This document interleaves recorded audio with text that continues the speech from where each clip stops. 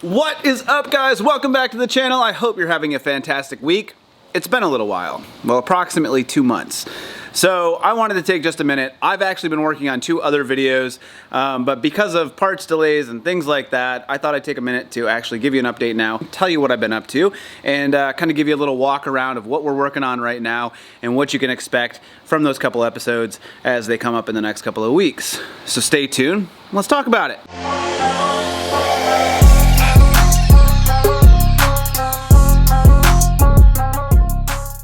It's been about 2 months since I made my last video. My wife and I took the family on a little bit of a road trip. We decided to work from the road. We had an event for work down in Florida, and initially we bought plane tickets. We were going to cruise down there, and I thought, well, we have the RV. Let's just do that. And we wanted to spend some time in some other places. My family is all out on the East Coast. I got a brother, sister, their families, my parents. Everybody's back there, while my wife's parents are back here on the West Coast. So we'd kind of like to be bi-coastal at some point, and we wanted to spend a little bit of time checking places out. So we cruised up to Georgia, spent some time there, South Carolina, Tennessee, loved all those places. It was awesome. And then we cruised back home. During that time, I had a lot of questions, mostly from people in RV parks and things like that about our RV setup, what I like, what I don't like. At some point, I'm gonna do a little update video on what I'm using for a setup. Our Class A RV is what we're using right now, but I used to have a truck camper, and I really like that. And so I was kind of thinking about the contrasts and the differences between the truck camper setup and pulling with the Dodge versus using the Class A motorhome and what we're doing. Flat towing versus using the trailer. For those of you who may be contemplating a new tow setup or updating or downsizing or whatever it is, I'm happy to provide some feedback on some of those things, because I actually saw a video that Matt at Busted Knuckle did. I know that he got a new Class C or a Super C setup. Ours is a V10, so it's gas and it's not the diesel setup. I looked at some diesel setups, but like I said, I'll share that in another video. I'm gonna do a full breakdown of like the towing capacities, the power output. I'll give that to you in a video update at some point, because right now we are doing a couple of other things and I wanted to talk a little bit about that. All right, so before I left, and I've gone back and forth on whether or not I want to name the shop. So I took the Dodge over to a place to have it checked out. I knew it needed brakes, and I just thought, it's just a brake job. I'd love to see what somebody might be able to help me out with. And if I can get it knocked out with a shop a little quicker than I would just doing it on my own, because I've got other stuff I need to tend to anyways, I'll just let a shop knock it out, pay the labor, good to go. I'm happy to do that. However, I took it to the shop and they called me back later that day and they said, yeah, you're right, you need brakes. This thing's gonna need rotors, calipers, and pads. I think it only needs calipers in the rear. One of them seized, so rear calipers, rotors all the way around, pads all the way around. Not too crazy, right? $5,800 quote. $5,800. Immediately I thought that was pretty off. I said, okay, well, go ahead and send me the quote. I'd like to see the breakdown, so if you could send it by line item, that would be great.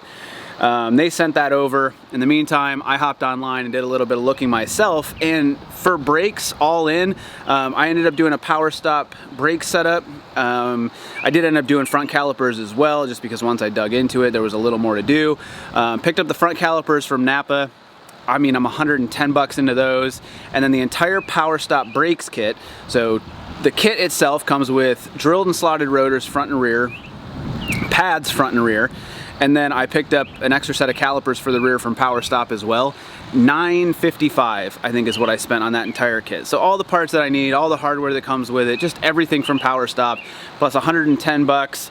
Let's just call it, $1,100 total. I'm all in on parts for my brakes. So if I'm $1,100 in, where does that other $4,700 come from? Is that labor?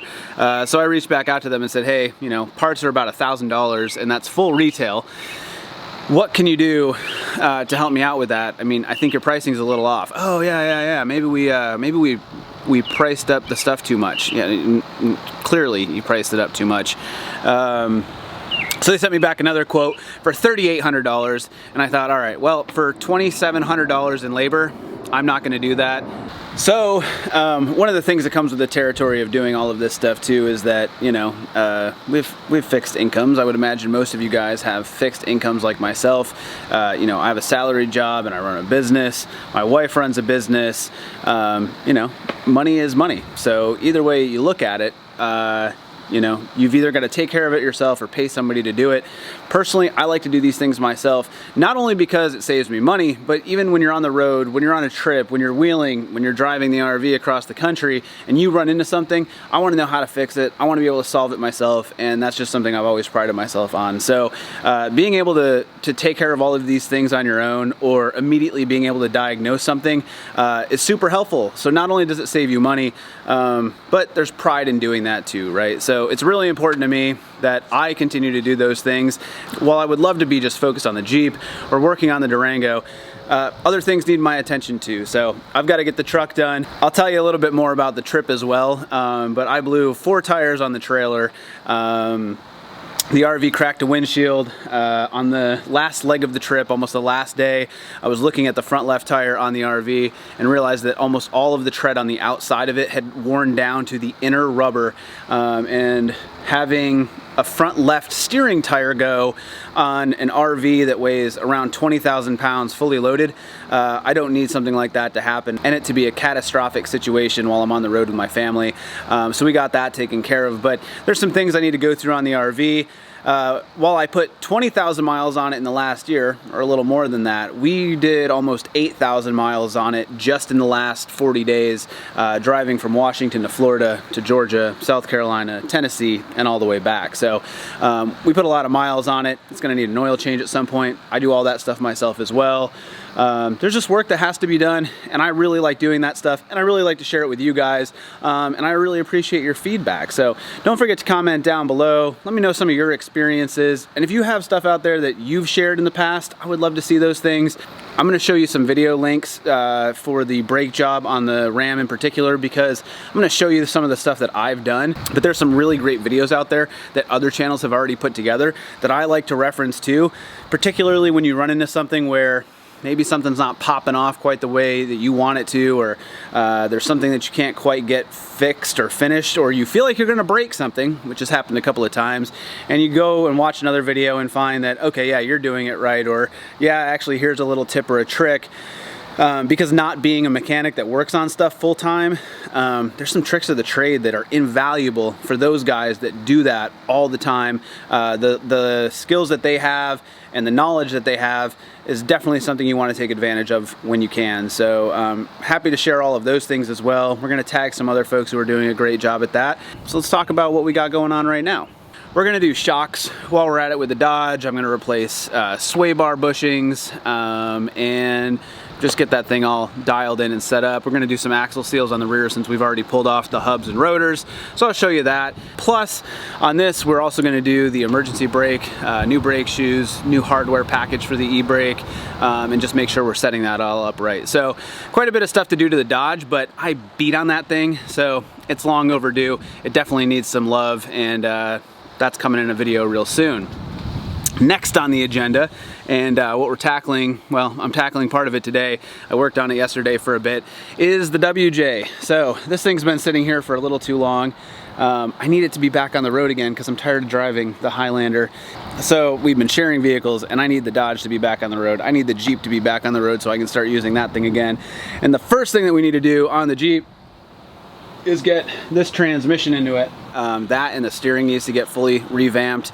So we've got a high steer kit going on, the knuckles on the Dana 60 for the front. We've got to weld that on. I've got to get the steering box out of this one because it's broken. I have a feeling the internals are kind of shredded on the inside of it. We'll know a little bit more when we take it out. But we have to get the new one bolted in there and cycle it and mark the box to then pull it back out and send it off to How Performance.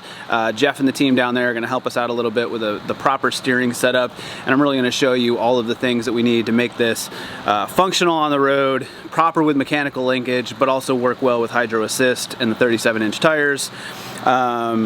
So that's all got to get done. The transmission's got to get in, and we have all the Yukon gear and axle goodies to go in it as well. So we've got grizzly lockers front and rear. We've got 538 gears, full rebuild kits, and I have a buddy coming over to help me with that here in the next couple of weeks. He's going to cruise over one Saturday. He said it usually, on a setup like that, with the grizzly lockers specifically, only takes him about 4 hours, which would be great if that were the case. We will see what happens. The reason I'm having him come help me is because he's done it before, and I want to see how to do it, and I don't want to spend 10 hours trying to figure out how to set the pinion depth on the Dana 60, and that's what I've heard of.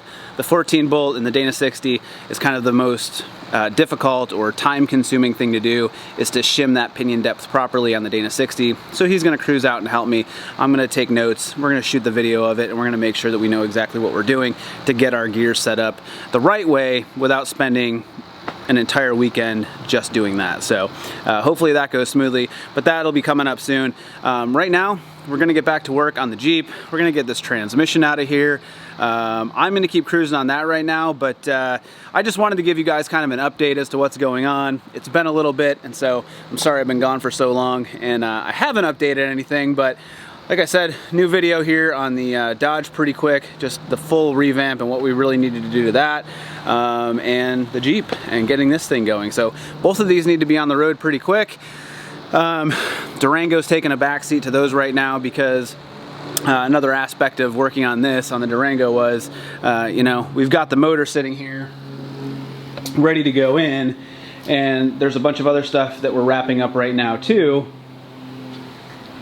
But with the Jeep sitting right in front of the garage, it's kind of a pain to use the engine hoist and bringing it in and out of here.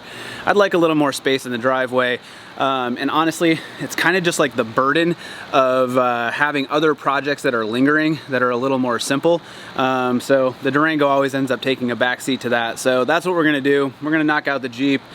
We should have the truck done hopefully by this weekend, and just get it out of here as long as we get the parts in. And keep moving on to other stuff so we can go have some fun, go wheel this thing, go beat on it a little bit, and we've got a lot of fun stuff coming up this summer, so super excited. I appreciate you guys watching. Stay tuned. Don't forget to hit that like and subscribe button. You don't want to miss any of the stuff that's coming up. I appreciate you watching. I appreciate you sharing your opinions in the comments. Most of all, I appreciate your support. We'll see you soon.